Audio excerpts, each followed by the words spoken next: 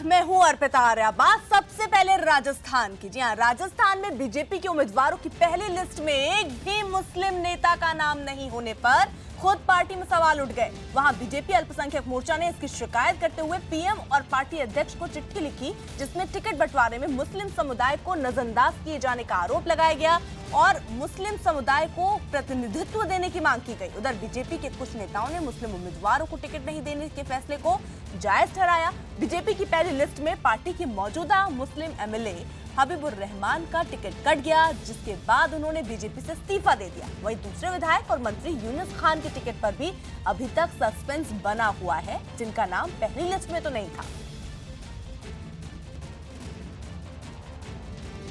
Voting strength कहाँ पे है? वोटिंग स्ट्रेंथ जहाँ पर होगी उसमें जो अच्छा कार्यकर्ता है उसको देंगे। दिखाने के लिए कि ये साहब अल्पसंख्यक को हमने दिया है, इसको खुश करना है। हमारे कार्यकर्ता हैं लेकिन उतनी संख्या नहीं है और परसेंटेज ऑफ वोट हमारे कास्ट में नहीं होता है तो उनको टिकट भी नहीं मिलता है।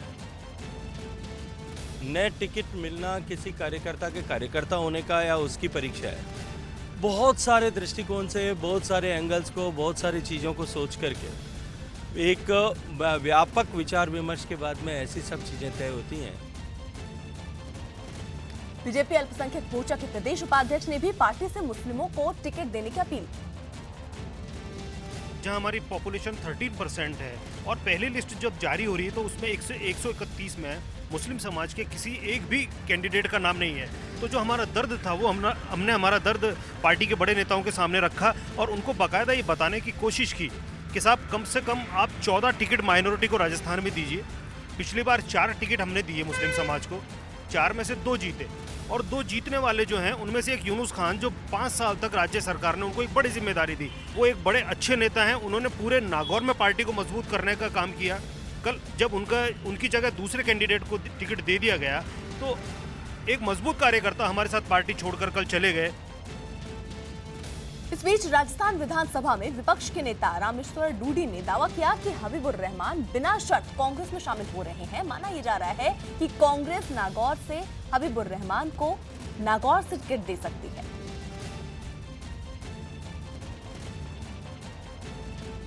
देखिए, अभी तक हम शीशा दिखाते थे, आईना दिखाते थे, तो बीजेपी कहती थी ये तो कांग्रेस का आईना है।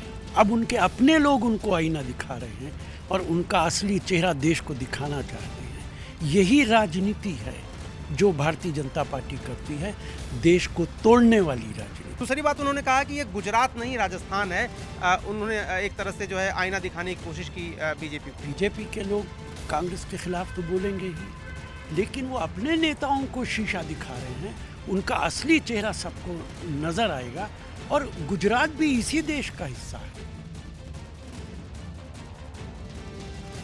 भवानी सिंह हमारे साथ, हमारे सहयोगी इस वक्त जुड़ चुके हैं। भवानी, बड़ा सवाल यही है कि पिछली बार जहां तक मुझे याद है 4 सीटें मुस्लिम नेताओं को दी गई थी, लेकिन इस बार वो टिकट भी कट गया। क्या वजह इसके पीछे देख रहे हैं? मतलब क्या स्ट्रैटेजी माना जाए या फिर वो जीत हासिल नहीं कर सकते इसलिए उनका टिकट काटा गया? देखिए, आज जो अल्पसंख्यक समुदाय है उसमें एक नाराजगी की बड़ी वजह यह है कि जब पिछली बार 4 टिकट दिए थे उसमें से 2 जीत कर आए, उसके बाद में पार्टी ने जो सरकार के अंदर उनकी एक भागीदारी सुनिश्चित की।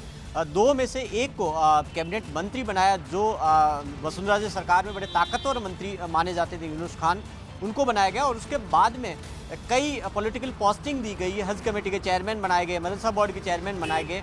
और तो जो अल्पसंख्यक मोर्चा का कहना है कि जब आपने माइनॉरिटीज़ को मौका दिया तो फिर उसके बाद में टिकटों के अंदर क्यों नहीं दे रहे हैं? और कह रहे हैं कि जब पार्टी के लिए उनसे काम करवाते हैं, जब वो मुस्लिम एरियाज़ में टिकट वोट मांगने के लिए जाते हैं तो टिकट क्यों नहीं दे रहे हैं? जो ये नाराज़गी है ये लगातार बढ़ती जा रही है। यहाँ पर जो माइनॉरिटी से जुड़े हुए जितने भी लोग हैं मोर्चा का, बीजेपी के अंदर जुड़े हुए, वो एकजुट हो रहे हैं, कोशिश कर रहे हैं। अपनी बात मुख्यमंत्री के सामने भी आज उन्होंने रखी है। इससे पहले उन्होंने चिट्ठी अमित शाह को लिखी है, वो इस प्लेटफॉर्म पर उठा रहे हैं बार बार। और क्योंकि दूसरी नाराज़गी की वजह है क्योंकि दूसरे उनके पावरफुल मिनिस्टर माने जाते हैं, उसी कम्युनिटी से आते हैं, उनका टिकट रोक दिया गया। तो एक तरह से उनको ये आशंका है कि राजस्थान में बीजेपी एक भी टिकट मुस्लिम्स को नहीं देगी और राजस्थान में कहीं न कहीं हिंदू कार्ड खेलने की कोशिश कर रही है, उनको ये डाउट है। बिल्कुल भवानी, और हबीबुर रहमान ही नहीं, आप बने रहिए हमारे साथ, हबीबुर रहमान ही नहीं बल्कि राजस्थान के कई विधायक और मंत्री सुरेंद्र गोयल भी टिकट कटने पर बाकी हो गए। सुरेंद्र गोयल ने मंत्री पद और पार्टी से इस्तीफा दे दिया। पाली जिले की जैतारण विधानसभा सीट से 5 बार, 1-2 बार नहीं 5 बार एमएलए रहे हैं सुरेंद्र गोयल। उनकी गिनती सीएम वसुंधरा राजे के करीबी मंत्रियों में हमेशा रही है। चर्चा है कि पार्टी संगठन के विरोध की वजह से इस बार उनको टिकट नहीं मिला। पार्टी के फैसले से भड़के सुरेंद्र गोयल ने निर्दलीय चुनाव लड़ने का ऐलान कर दिया है और अपने समर्थकों से बीजेपी छोड़ने की अपील भी कर दी। टिकट कटने पर बीजेपी के कुछ दूसरे एमएलए भी नाराज दिखे। अनीता कटारा का टिकट कटने के बाद बड़ी तादाद में बीजेपी कार्यकर्ताओं ने अपना इस्तीफा देने की तैयारी कर ली है। पार्टी से मैं पूछना चाहता हूं, मेरा एक भी कसूर बता दे। सिर्फ कसूर यह है कि लगातार जीत रहा है और ये आरएसएस के कहने में नहीं है। मैं तो आप लोगों से इतना निवेदन करता हूं कि जो भारतीय जनता पार्टी के कार्यकर्ता है सारे आज की तारीख में इस्तीफा दे करके 14 तारीख के दिन एक बहुत बड़ी आम सभा के रूप में समस्त कार्यकर्ता और जनता को एकत्रित करने का कार्यक्रम रखा है और उस दिन मेरे समस्त कार्यकर्ता मुझे जो भी निर्णय देंगे मैं मेरे कार्यकर्ताओं के साथ में रहूंगी। भवानी, सवाल यहाँ उठ रहा है कि सुरेंद्र गोयल का आखिरकार टिकट क्यों कटा? वसुंधरा राजे के बड़े करीबी मंत्रियों में से रहे हैं वो। देखिए, ये अहम बात है कि जब मिनिस्टर का टिकट काटा जाता है, वो भी कैबिनेट आला दर्जे के मिनिस्टर का, तो जाहिर तौर पर सवाल उठेंगे और वो भी वाटर रिसोर्स से। जलदाय मंत्री राजस्थान के अंदर बड़ा प्रोजेक्ट के रूप में इस डिपार्टमेंट काम कर रहा था, तो एक तरह से ये सवाल अब इस पर भी खड़े होंगे कि सरकार अपनी उपलब्धियां गिनाएगी, उसमें से क्या उस मंत्री को टिकट नहीं दिया गया तो क्या वो उपलब्धियां नहीं है। एक दूसरी बात है कि इनके टिकट काटने की जो सबसे बड़ी वजह मानी जा रही है वो ये है कि एक क्योंकि आरएसएस की वो खुद भी कह रहे हैं कि वो आरएसएस की पसंद की लिस्ट में नहीं थे, और दूसरा पहले कारण दिया गया था कि उनका स्वास्थ्य ठीक नहीं है, लेकिन उन्होंने खुद में मोर्चा खोल कर कह दिया कि उनका स्वास्थ्य ठीक है, यानी कि पार्टी जो तर्क रखने की कोशिश कर रही थी उसको भी उन्होंने खारिज कर दिया। लेकिन सुरेंद्र गोयल अकेले नहीं है, 7 विधायक बगावत को उतर आए हैं, उसमें से 2 जो है एक इस्तीफा दे चुके हैं और 2 और विधायक अनीता कटारा, देवेंद्र कटारा, उन दोनों ने बागी होकर चुनाव लड़ने का ऐलान कर दिया गया और तकरीबन अंदर ही अंदर सुबगाहट चल रही है और ये आंकड़ा और बढ़ सकता है। आज मुख्यमंत्री ने खुद मोर्चा संभाला और जयपुर के अंदर जो नाराज जिनका टिकट कटा उन्हें बुलाया गया, चंद्रकांता मेघवाल रामगंज मंडी से, उनका टिकट कटा, बिल्कुल भवानी, अभी ये शुरुआत है, ये ना सिर्फ बीजेपी में, कांग्रेस को भी कुछ ऐसा ही झेलना पड़ेगा क्योंकि उसकी लिस्ट भी आने वाली है। वहीं जयपुर में टिकट कटने से नाराज किशनगढ़ सीट से मौजूदा विधायक भागीरथी चौधरी के समर्थकों ने बीजेपी ऑफिस पर प्रदर्शन किया। बीजेपी ने 131 उम्मीदवारों की पहली लिस्ट जारी की, जिसमें भागीरथ चौधरी समेत कई दिग्गजों के टिकट काट दिए गए, जिसके बाद राजस्थान बीजेपी में टिकट को लेकर बगावत तेज हो गई। उनके समर्थकों ने चुनाव समिति के संयोजक गजेंद्र सिंह शेखावत का घेराव किया। भागीरथ चौधरी एक स्वच्छ छवि के नेता हैं, उन पे कोई भी आज तक दाग नहीं है और किशनगढ़ विधानसभा में आज तक के इतिहास में उन्होंने सबसे ज़्यादा काम करवाए हैं 1500 करोड़ के। इसके बावजूद उनका टिकट काटा है। इसके विरोध में हम यहाँ पे अपने इस्तीफे देने आए हैं। पूरी विधानसभा के सारे मंडल के अध्यक्ष हैं, सारे पदाधिकारी हैं, सारे प्रतिनिधि हैं। मेरे मन में यही मलाल है कि एक व्यक्ति के प्रति समर्पित होकर इतना बड़ा जो संगठन खड़ा किया गया था, उस संगठन को केंद्र के नेताओं ने वसुंधरा राजे से मिलकर ध्वस्त करके जनता ने जिस ताकत के साथ वोट दिया था, उस जनता की इच्छाओं को दमन करके एक व्यक्ति को तानाशाह बनाकर लोकतंत्र का गला घोटा है। बस इस बात का मलाल है। मैं ये जानता हूँ कि हम सब परिवार भाव के साथ काम करने वाली पार्टी हैं।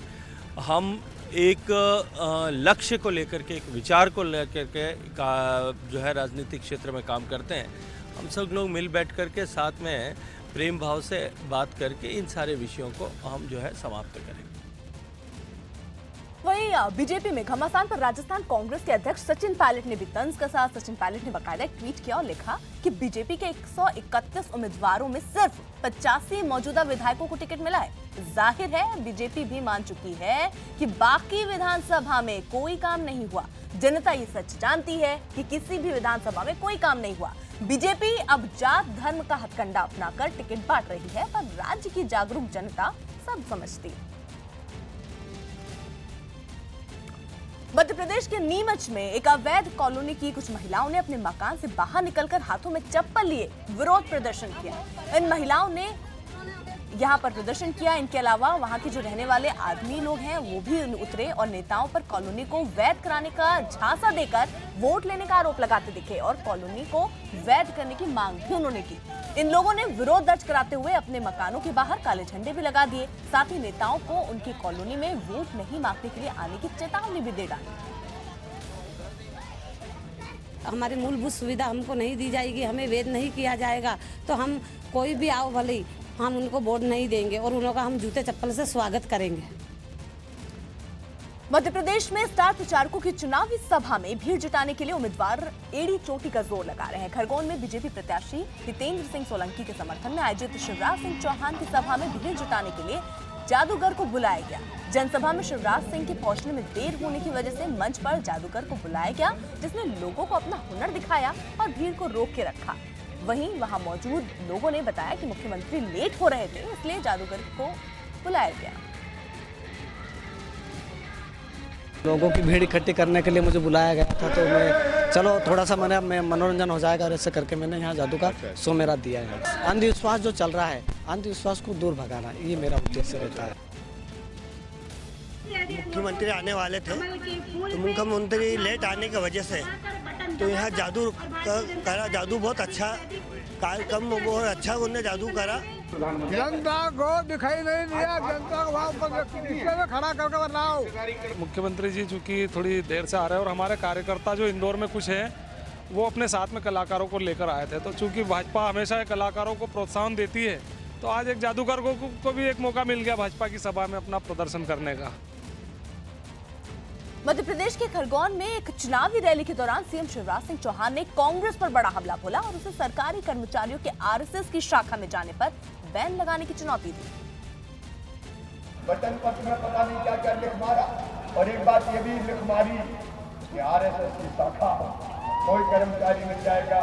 मैं शिवराज सिंह चौहान कह रहा हूँ, मैंने ये प्रतिबंध हटाया था कि संघ देशभक्तों का संगठन है, संघ राष्ट्रवादियों का संगठन है और जो सरकारी कर्मचारी चाहे संघ की कोई संघ की शाखाओं में जाए, ये फैसला शिवराज सिंह चौहान का था, भारतीय जनता पार्टी की सरकार का था। कम है कांग्रेस में तो रोक लगा के दिखाए इससे पहले मध्य प्रदेश कांग्रेस अध्यक्ष कमलनाथ ने घोषणा पत्र पर सफाई भी दी थी। तो हमने तो वही बात दोहराई है जो केंद्र सरकार ने लागू करी है। हमने वही बात दोहराई है जो उमा भारती जी जब मुख्यमंत्री थी उनके कार्यकाल में ये लागू था। आरएसएस को पूरी छूट है शाखाएं लगाने का, केवल सरकारी शासकीय परिसरों में नहीं, जो हर जगह हर प्रांत में जहां भारतीय जनता पार्टी की भी सरकार है ये नियम है। और इस बीच राजस्थान विधानसभा चुनाव के लिए कांग्रेस उम्मीदवारों की पहली लिस्ट आज जारी हो सकती है। दिल्ली में सोनिया गांधी के घर 10 जनपद पर हुई कांग्रेस की केंद्रीय चुनाव समिति की बैठक में उम्मीदवारों के नाम पर कांग्रेस आलाकमान की सहमति बनने का दावा किया जा रहा है। इस बैठक में स्क्रीनिंग कमेटी की चेयरपर्सन कुमारी शैलजा, महासचिव अशोक गहलोत और राजस्थान कांग्रेस के अध्यक्ष सचिन पायलट भी शामिल रहे। करीब 2.25 घंटे तक चली बैठक में उम्मीदवारों के नाम पर चर्चा की गई।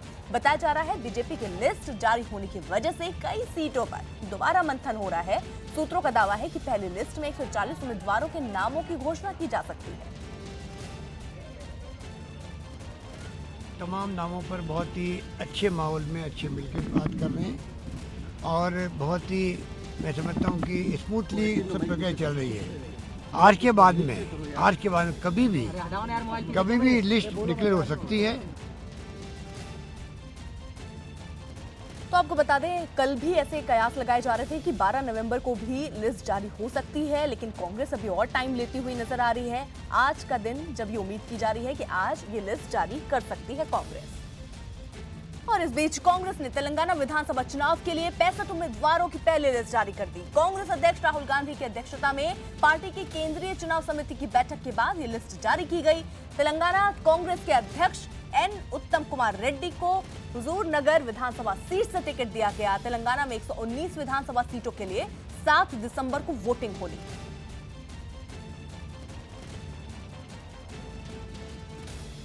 मुख्य चुनाव आयुक्त ओपी रावत ने छत्तीसगढ़ में नक्सलियों की धमकी के बावजूद विधानसभा चुनाव के पहले चरण में रिकॉर्ड मतदान होने पर खुशी जताई। उन्होंने वोट डालने के लिए लोगों में हौसला बढ़ाने के लिए सुरक्षा बल के जवानों की भी जमकर तारीफ की।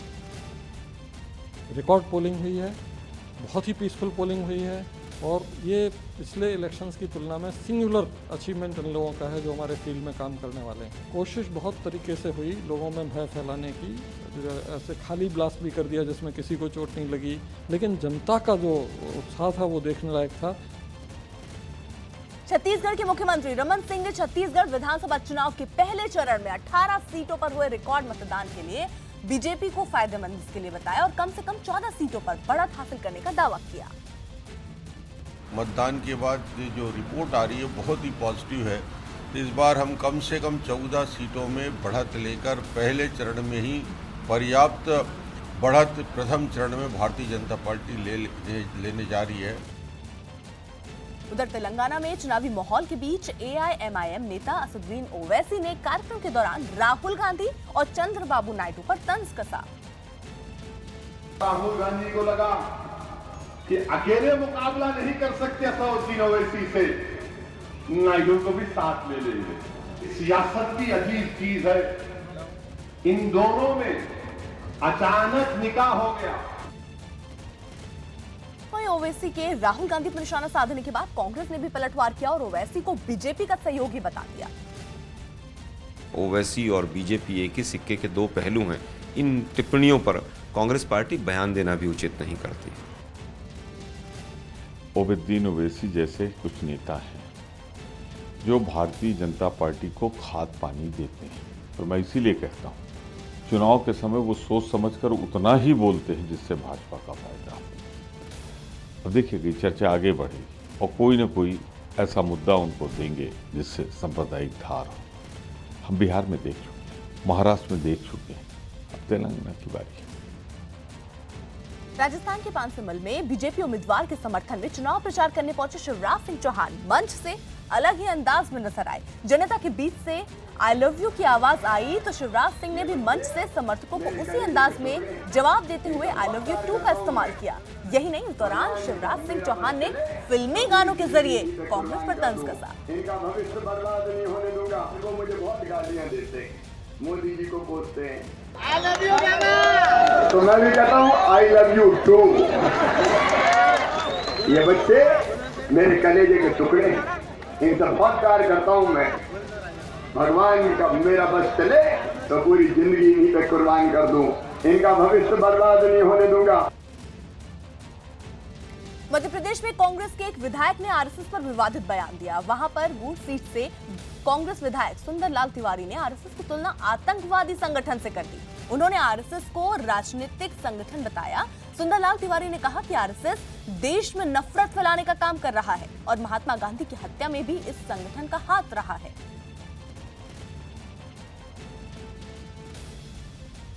पूरी तरह से ये राजनीतिक संगठन है, पूरी तरह से। और राजनीतिक संगठन तो जो है वो अच्छे है। ये ऐसा संगठन है जिसने इस देश में गांधी की हत्या किया है। ये ऐसा संगठन है जो राज्य के साथ साथ पूरे देश में घृणा का वातावरण निर्मित करता है और सामाजिक घृणा, नफरत धर्म के आधार पर फैलाते हैं ये लोग। इनके शाखाओं में हिंदुस्तान, इस देश का झंडा कभी नहीं गड़ा और ये सब आतंकवाद के प्रतीक हैं। आतंकवाद के ये प्रतीक है और ये बहुत अच्छा कांग्रेस ने घोषणा पत्र में जो दिया, ये इसका हम पूरा समर्थन करते, बहुत अच्छा हुआ। मनोज शर्मा हमारे साथ, हमारे सहयोगी इस वक्त जुड़ चुके हैं। मनोज, मध्य प्रदेश में एक तरीके से कहा जाए तो ये आरएसएस को लेकर मुद्दा बनता जा रहा है और शायद इसी की कोशिश भी कर रहे हैं कांग्रेस के विधायक। कांग्रेस के विधायक तो कोशिश कर रहे हैं कि वो सीधे तौर पर एक आतंकवादी संगठन आरएसएस को कह रहे हैं, लेकिन पार्टी की तरफ से, कांग्रेस की तरफ से ये बात एकदम साफ कर दी गई है। जो कांग्रेस के अध्यक्ष हैं मध्य प्रदेश में, कमलनाथ ने कहा है कि उनका दूर दूर तक ऐसा कोई इरादा नहीं है, ना ही इस तरह की बात उन्होंने कही है कि आरएसएस पर किसी भी तरह की पाबंदी लगाई जाए। सीधे तौर पर पार्टी सिर्फ एक बात कह रही है कि अगर मध्य प्रदेश में कांग्रेस की सरकार बनती है तो उस स्थिति में मध्य प्रदेश की जो तमाम सरकारी जो बिल्डिंग हैं, इमारतें हैं, इनमें आरएसएस की शाखाएं नहीं लगने दी जाएंगी और जो सरकारी अफसर और सरकारी कर्मचारी हैं इनको आरएसएस की शाखाओं में जाने की इजाजत नहीं होगी, जैसा कि केंद्र सरकार का नियम है और जैसा कि देश के दूसरे राज्यों में नियम है। हालांकि अब बीजेपी से मुद्दा बना रही है, बीजेपी सीधे तौर पर कहती है कि जो कांग्रेस है वो आरएसएस पर बैन लगाना चाहती है। शुक्रिया मनोज। राजस्थान में बीजेपी की उम्मीदवार पूनम कंवर घूंघट की ओर में चुनाव प्रचार के लिए निकली। भारतीय परिवार की बहू पूनम कंवर को बीजेपी ने बीकानेर की श्रीकुलायक सीट से उम्मीदवार बनाया है, जहां वो घूंघट के साथ मीडिया के सामने आई। इस सीट से पूर्व मंत्री और बीजेपी के कद्दावर नेता देवी सिंह भाटी का दबदबा रहा है, लेकिन पिछला चुनाव हारने के बाद अब मोर्चा बहू पूनम कंवर ने संभाला है। पूर्व सांसद महेंद्र सिंह भाटी की पत्नी पूनम कंवर का ये पहला चुनाव है, लेकिन उनका दावा है कि घूंघट चुनाव में बाधा नहीं है।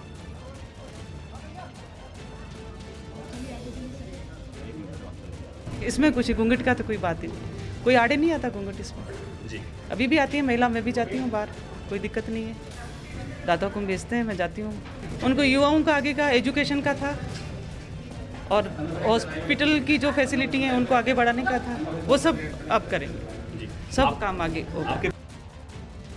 उधर हैदराबाद में एआईएमआईएम के अध्यक्ष ओवैसी ने तेलंगाना में बीजेपी के गाय बांटने के ऐलान पर निशाना साधा। वहां बीजेपी ने अपने घोषणा पत्र में 1 लाख लोगों को गाय देने का वादा किया है। इलेक्शन मैनिफेस्टो में कहा कि हम तेलंगाना में 1 लाख गाय बांटेंगे। मेरा पहला सवाल बीजेपी से, आप मेरे को भी देंगे नहीं देंगे? देना ना भाई। अब मेरी जिम्मेदारी में क्या करता हूं, मैं यकीनन इज्जत करूंगा। देश में शहरों के नाम बदलने को लेकर जारी घमासान के बीच बीजेपी अध्यक्ष के सरनेम शाह को लेकर विवाद खड़ा हो गया। जाने माने इतिहासकार इरफान हबीब ने शहरों के नाम बदलने पर ऐतराज जताते हुए ये दावा किया कि शाह फारसी का शब्द है और उन्होंने बीजेपी प्रेसिडेंट अमित शाह को शहरों का नाम बदलने से पहले अपना सरनेम बदलने की नसीहत दे डाली। ये जो शाह है ना, अमित शाह के नाम में, ये फारसी का नाम है। अब क्या करते नहीं मालूम इनको कलम। शाह फारसी का लफ्ज है, अब क्या बदलते हैं कि रखते नहीं, उसको क्या करते नहीं मालूम। जिन लोगों ने कहा है वो व्यंग कर रहे हैं। जब आप गलत काम करते हैं तो मेरा हक होता है व्यंग करने का उसमें। तो ये व्यंग है, ये सटायर है और बिल्कुल सही है। आप न भारत की अस्मिता को समझते हैं, न इसकी पहचान को समझते हैं, न इसके व्यक्तित्व को समझते हैं, न इसकी परिभाषा को समझते हैं। आज मैं 500 साल का इतिहास बदलूंगा, कल आप उसके पिछले 500 साल का इतिहास बदल के मेरे इतिहास को बदल दीजिए।